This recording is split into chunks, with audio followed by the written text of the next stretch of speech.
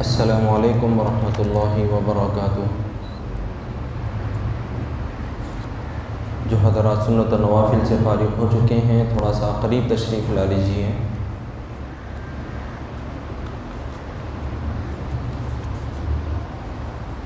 اعوذ باللہ من الشیطان الرجیم،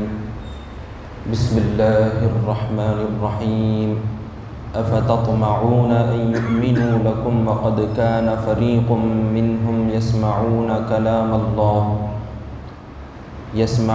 كلام الله ثم يحرفونه من بعد ما عقلوه وهم يعلمون وإذا لقوا الذين آمنوا قالوا آمنا وإذا خلا بعضهم إلى بعض قالوا أتحدثونهم بما فتح الله عليكم ليحاجوكم به عند ربكم أفلا تعقلون أولا يعلمون أن الله يعلم ما يسرون وما يعلنون صدق الله العظيم۔ محترم حاضرین، ابھی جن آیات کی تلاوت کی گئی ہے یہ پہلے پارے سورہ بقرہ کے 90 رکوع کی آیتیں ہیں۔ اس سے پہلی آیتوں میں بنی اسرائیل کی نافرمانیوں کو بیان کیا گیا۔ ایک ان کی خرابی یہ بھی تھی کہ جب ان کے سامنے ان کی قوم کے حالات بیان کیے جاتے، ان کے پچھلے واقعات کو یاد دلایا جاتا تو اس سے حضور صلی اللہ علیہ وسلم کے زمانے کے یہود کوئی نصیحت حاصل نہیں کرتے، تو ان کے متعلق بتلایا گیا کہ ان کے دل پتھر سے بھی کہیں زیادہ گئے گزرے ہیں۔ پتھر میں بھی کچھ نہ کچھ نرمی ہوتی ہے، وہ اثر قبول کرتا ہے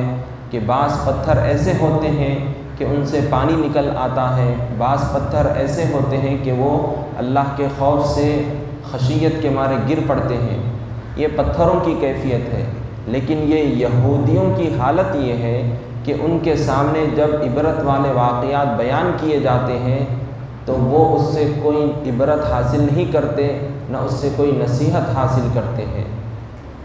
تو اب ان آیتوں کے بعد پھر مزید ان کی اور کیا خرابیاں تھیں یہودیوں کی وہ بیان کی جا رہی ہیں۔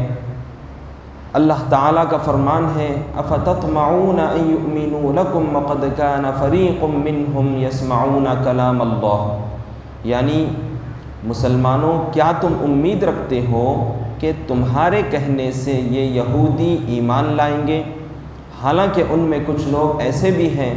جو اللہ کا کلام سنتے ہیں، ثم یحرفونہ من بعد ما عقلوہ وہم یعلمون، پھر اس کے سمجھنے کے بعد جان بوجھ کر اس کو بدل دیتے ہیں۔ ان یہودیوں کی یہ حالت تھی کہ جب ان کے سامنے اس قسم کے واقعات بیان کیے جاتے تو جو پڑھے لکھے جو علماء ہوتے، یہودی علماء، وہ سمجھتے،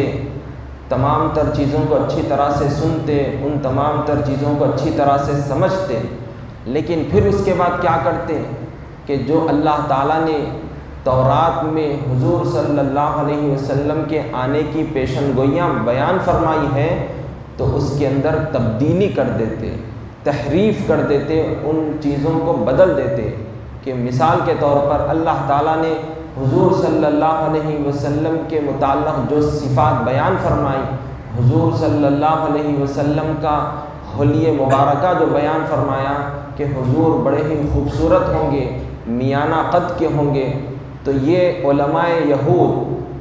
یہود ان چیزوں کو بدل کر یہ بیان کرتے اپنی قوم کے سامنے کہ آنے والے آخری پیغمبر ایسے ہوں گے کہ ان کی ہائٹ بالکل لمبی ہوگی، اور قسم قسم کی تبدیلیاں وہ لوگ کیا کرتے۔ تو اللہ تعالیٰ نے یہ چیز بیان فرمائی کہ ان کی ایک خرابی، ایک بہت بڑی خرابی یہ ہے کہ وہ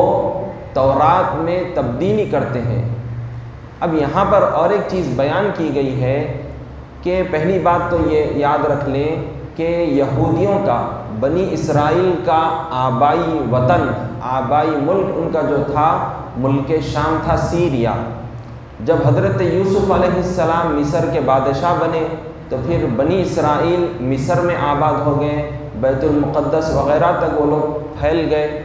اب اس کے بعد جیسا جیسا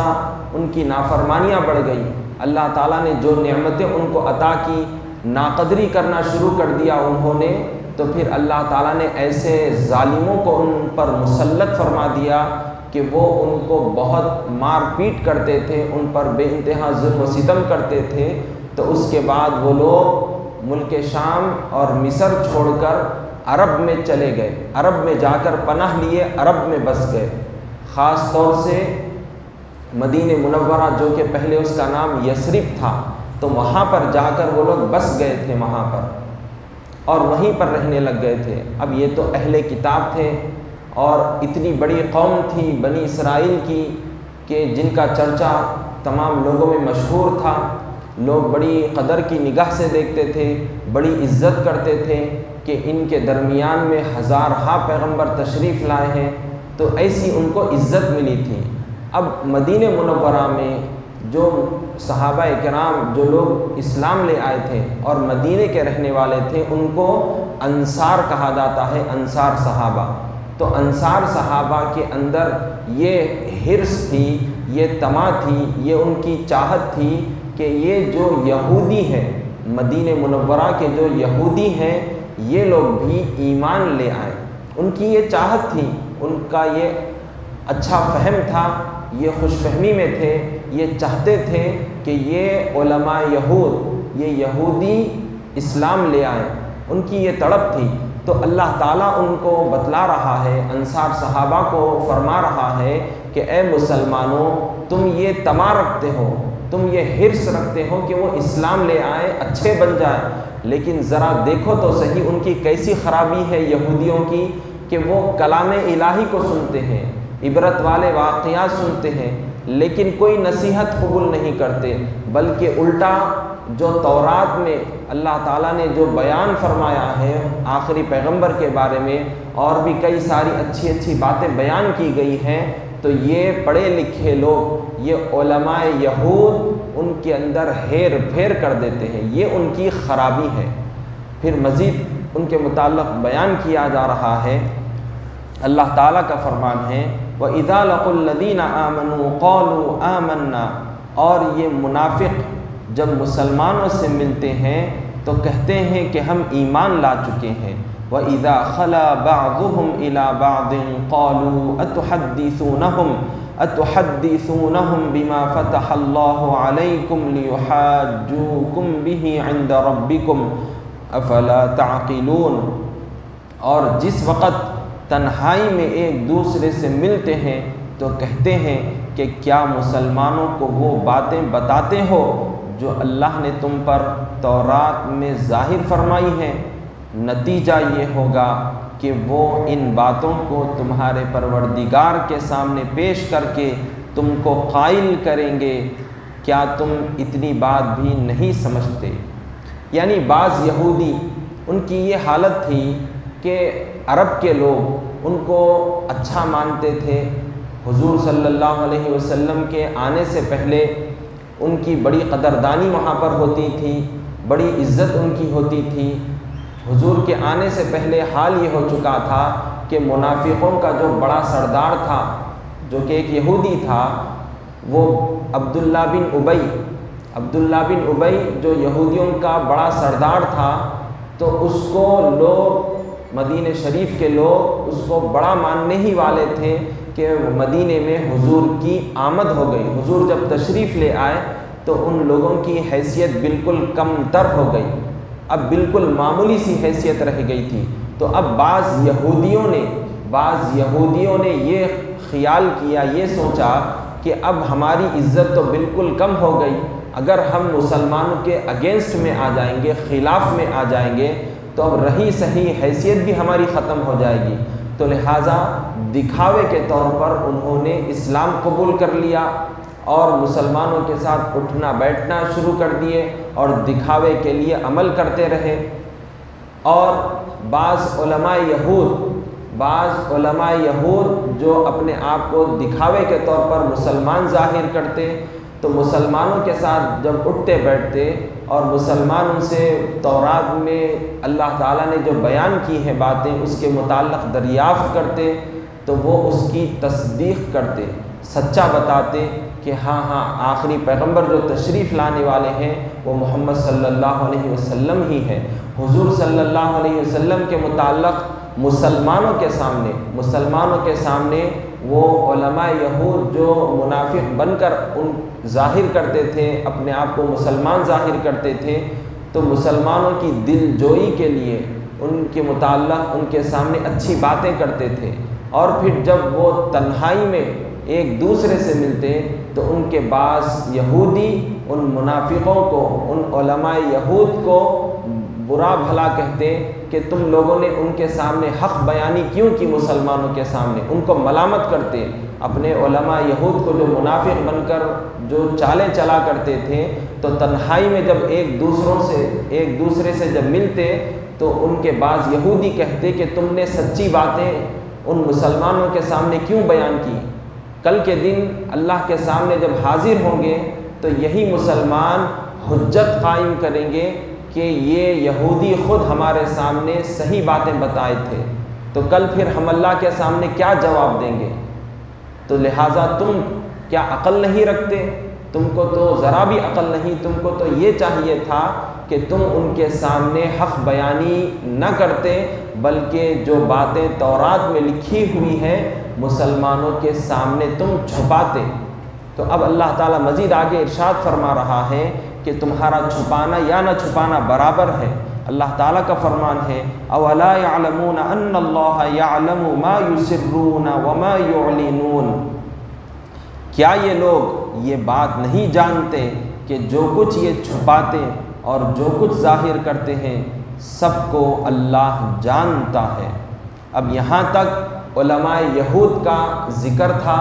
کہ یہودیوں میں بھی دو گروہ تھے، پڑھے لکھے لوگ تھے اور بعض جاہل تھے۔ تو پڑھے لکھے علماء یہود کی یہ حالت تھی کہ وہ اللہ کے کلام میں یعنی تورات میں تبدیلیاں کرتے اور اپنی عوام کو بھٹکایا کرتے تھے۔ اب دوسری آیتوں میں جو جاہل یہودی تھے ان کا ذکر ہے۔ اللہ تعالیٰ کا فرمان ہے وَمِنْهُمْ أُمِّيُّونَ لَا يَعْلَمُونَ الْكِتَابَ إِلَّا أَمَانِيَّ وَإِنْهُمْ إِلَّا يَظُنُّونَ، اور ان میں بعض ایسے ان پڑھ ہیں جو جھوٹی آرزوؤں کے سوا کتاب الہی کا کچھ بھی علم نہیں رکھتے اور وہ محض خیالات باندھتے ہیں۔ کیونکہ یہ جاہل یہودی، جو بعض جاہل لوگ تھے یہودی، تو ان کے علماء ان کو یہ خوشخبریاں سناتے، یہ باتیں ان کو کہا کرتے کہ ہم چاہے کچھ بھی کر لیں، ہم بنی اسرائیل، ہم یہودی جنت میں جانے کے حقدار ہیں، اللہ تعالی ہم کو جنت میں داخل فرمائے گا اور ہم ہی جنت میں جانے کے سب سے زیادہ حقدار ہیں، اور کسی کی حیثیت نہیں کہ وہ جنت میں جا سکے۔ تو ایسی پٹیاں پڑھایا کرتے تھے اپنے جاہل لوگوں کو۔ تو یہ وہی خیالات میں پڑے ہوئے رہتے جاہل یہودی جن کو کسی چیز کا علم نہیں تھا، تو وہ بھی اس قسم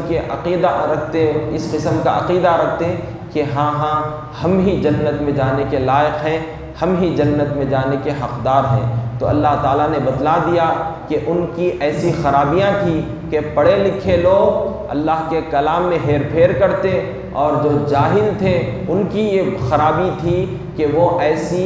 بری آرزوؤں میں تھے، ایسی خوش فہمی میں رہتے تھے کہ وہ جنت میں جانے کے لائق اپنے آپ کو سمجھتے تھے، حالانکہ یہ ان کی بڑی خرابیاں تھیں۔ تو جب ان کا یہ عمل ہوگا ایسا تو یہ جنت میں کیسے جائیں گے؟ یہ جنت میں ہرگز نہیں جائیں گے۔ اللہ تعالیٰ مزید آگے ان کی پول کھولے گا کہ یہ جنت میں جانے کے ہرگز لائق نہیں ہیں، اور اس کا تذکرہ انشاءاللہ تعالیٰ کل کی آیتوں میں ہوگا۔ وصلی اللہ تعالیٰ وسلم علی خیر خلقہ سیدنا محمد وعلی آلہ وصحبہ اجمعین والحمد للہ رب العالمین۔